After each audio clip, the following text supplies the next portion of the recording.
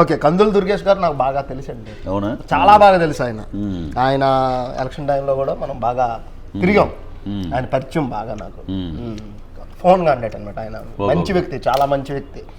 నేను ఇండస్ట్రీలో ఇంకా మంచి పొజిషన్కి వెళ్ళాలంటే అలాంటి వాళ్ళు బ్లెస్సింగ్స్ నా దగ్గర ఉన్నాయని నేను ఫీల్ అవుతా. ట్రూలీ క్యాప్టెన్ ఆయన జనసేన, నేను జనసేన మెంబర్ అండి. నాకు ఆ వీడియోలు చెప్పుకోవడంలో కూడా భయం లేదు, అసలు భయం లేదు. ఎందుకు భయపడాల్సిన పని ఏముంది? నేను చెప్తున్నాను ఇంటర్వ్యూలో, మీది ఏ ఊరండి? తాడేపల్లిగూడెం. పేరేంటంటే పృథ్వీరాజు. క్యాస్ట్ ఏంటంటే కాపు.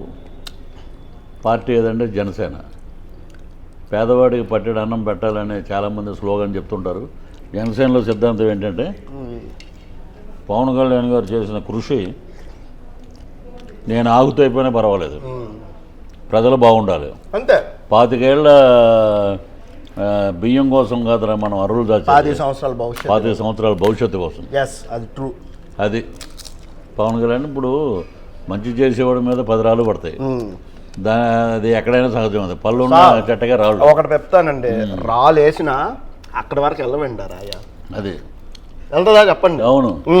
ఎందుకు వెళ్ళు అని దేవుడి మీద రాయిలు పడతాయి చెప్పండి.